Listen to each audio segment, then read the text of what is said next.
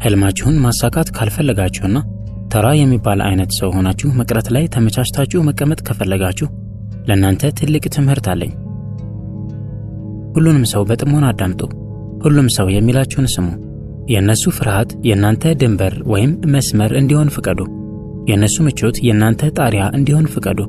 የነሱ ጸጸት የናንተ የወደፊት ዕጣ ፈንታ እንዲሆን ፍቀዱ።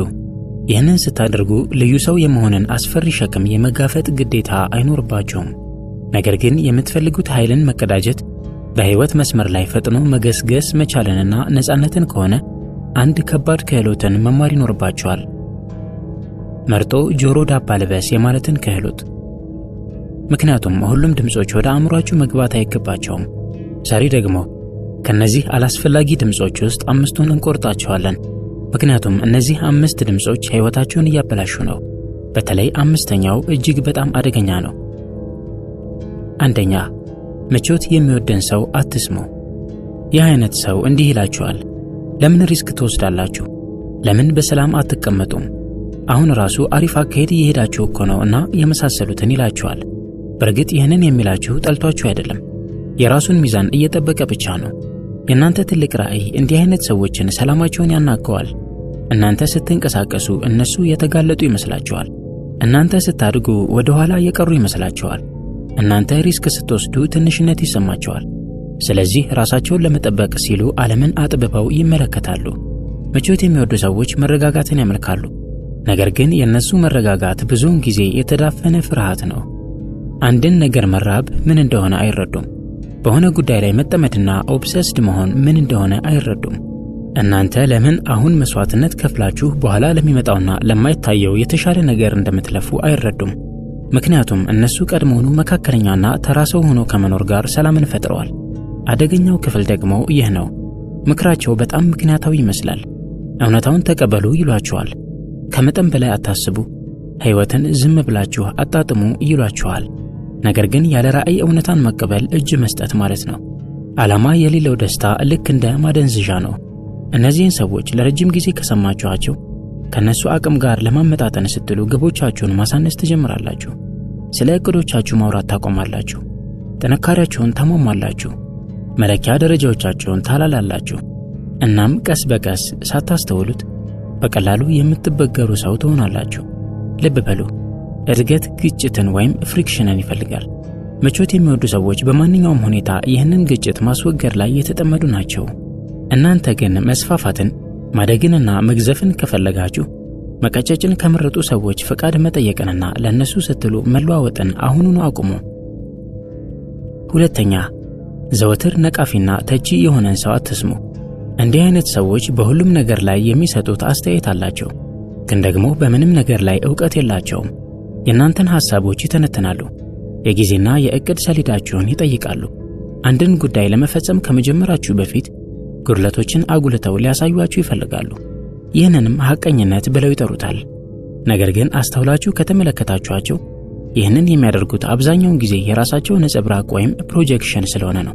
ነቃፊዎች ብዙ ጊዜ እርምጃ መውሰድ ፈልገው ያልቻሉ ሰዎች ናቸው። ስለዚህ እርምጃ በመውሰድ ፋንታ በነገሮች ውስጥ ጉድለቶችን ፈልገው በማግኘት ረገድ ባለሙያዎች ሆነው ይገኛሉ። በዚህም ስራችሁ ለምን በቂ እንዳልሆነ ይነግሯችኋል። ንግዳችሁ ለምን እንደማያድግ ይነግሯችኋል።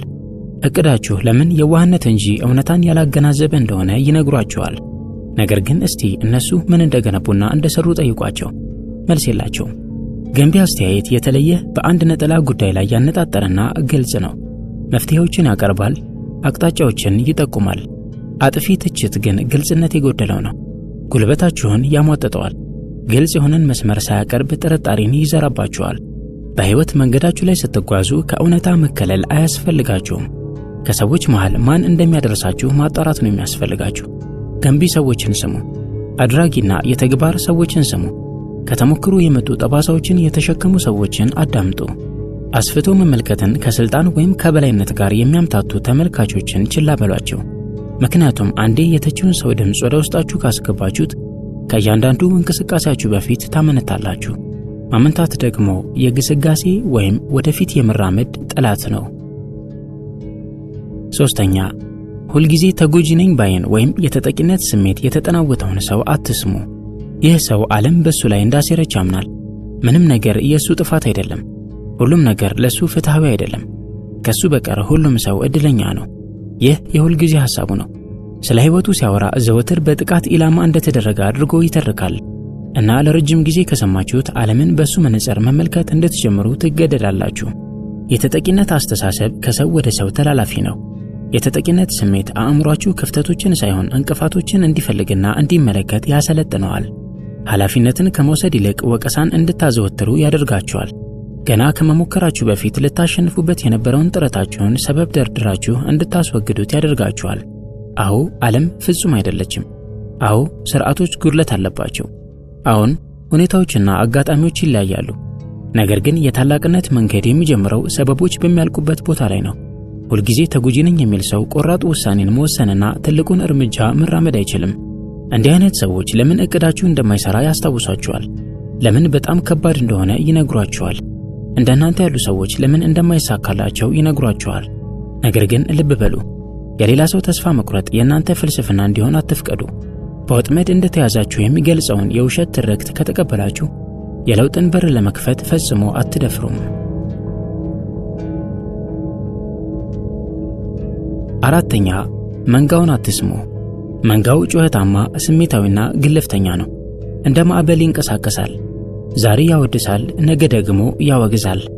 አዳዲስ ትሬንዶችን ያመልካል። ፈርቀዳጆችንና አንጋፋዎችን ደግሞ ይቀብራል።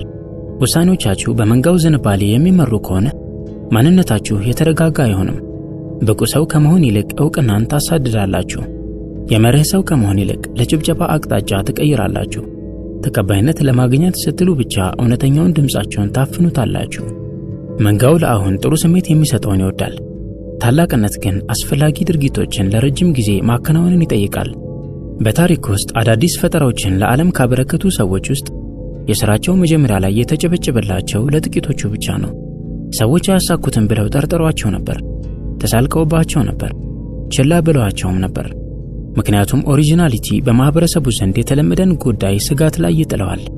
ከመንቀሳቀሳችሁ በፊት ከሌሎች ጋር የጋራ ስምምነት እንደሚያስፈልጋችሁ ከተሰማችሁ ሁልጊዜም ዘግይታችሁ ትደርሳላችሁ።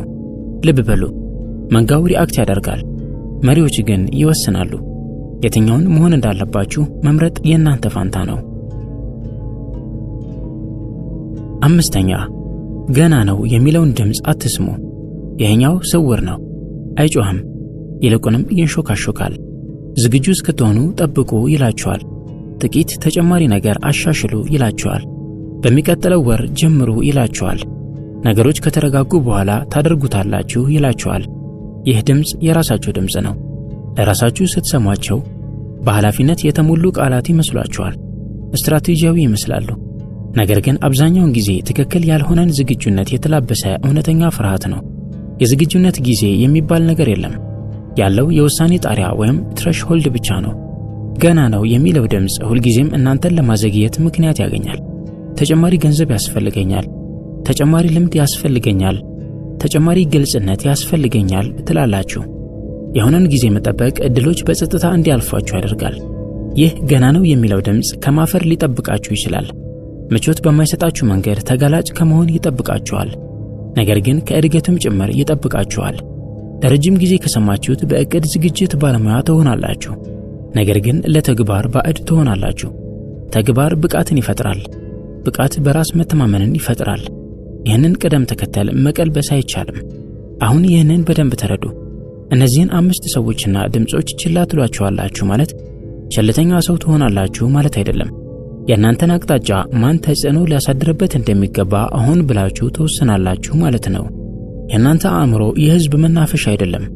ሁሉም ሰው እንዳሻው ሊገባበትና ሊወጣበት አይገባም። ጠብቁት። ምክንያቱም የእናንተ የግብአት ጥራት ውጤታችሁን ይወስነዋል። የተሳለና የበሰለ ህይወት እንዲኖራችሁ ከፈለጋችሁ ዙሪያችሁን ስል ማድረግ ይኖርባችኋል። ፈጥናችሁ መገስገስን ከፈለጋችሁ የውስጣችሁን የማመንታት ድምፅ አጥፉት። ኃይልን ከፈለጋችሁ ጩኸትና ብዙ ንግግርን ቀንሱ። ልብ በሉ፣ ምቾትን የሚወደው ሰው ደህንነትን በምክንያትነት ያቀርባል። እድገት የሌለው ደህንነት ግን ባሉበት በዝግታ እንደመበስበስ ነው። ነቃፊው ሰው መመርመርን እንደ ምክንያት ያቀርባል። ፈጠራ የሌለው ምርመራ ግን ሽባነት ነው። የተጠቂነት ስሜት ያለበት ሰው ርኅሩህነትን እንደ ምክንያት ያቀርባል። ኃላፊነት የጎደለው ርህራሄ ግን ድክመትና አላዋቂነት ነው። መንጋው ተቀባይነት ማግኘትን በምክንያትነት ያቀርባል። መርህ አልባ ቅቡልነት ግን አለመረጋጋት ነው። ገና ነው የሚለው የውስጣችሁ ድምፅ ዝግጁነትን በምክንያትነት ያቀርባል። ተግባር የሌለው ዝግጅት ግን ባሉበት እንደ ሐውልት መቆም ነው። ራእያችሁንና ህልማችሁን በቀላሉ እንደሚሰበር አውቃችሁ ጠብቁት። ምክንያቱም ህልም የመጀመሪያ ዕድሜው ላይ ተሰባሪ ነው። ህልም ከውጤት በፊት፣ ማረጋገጫ ከማግኘት በፊትና ከማስረጃ በፊት እምነት ብቻ ነው። እምነት ደግሞ በተሳሳተ ተጽዕኖ ሳቢያ ሊፈተን ይችላል። ስለዚህ ህልማችሁን ጠብቁት፣ የተግባር ምግብንም መገቡት፣ በስነ ስርዓት ወይም ዲሲፕሊን አጠንክሩት። በስተመጨረሻም ሕይወታችሁ እሺ ብላችሁ የታዘዛችሁትን ከፍተኛ ድምፅ ያንጸባርቃል። የራሳችሁን አቅጣጫ ምረጡና ተንቀሳቀሱ። ምክንያቱም ዓለም ብዙ መረጃና ዕውቀት ብቻ ካለው ሰው ይልቅ በጣም ቆራጥ የሆነውን ሰው ትሸልማለች። ቆራጥነት ደግሞ የማን ድምፅ መሰማት እንዳለበትና የማን ድምፅ ደግሞ መሰማት እንደሌለበት በማወቅ ይጀምራል። የተከበራችሁ የሰው መንገድ ተከታታዮቻችን የዛሬው ዝግጅታችን ይህንን ይመስል ነበር። በቀጣይ በሌላ ዝግጅት እስክንገናኝ በያላችሁበት ሰላማችሁ ይብዛ።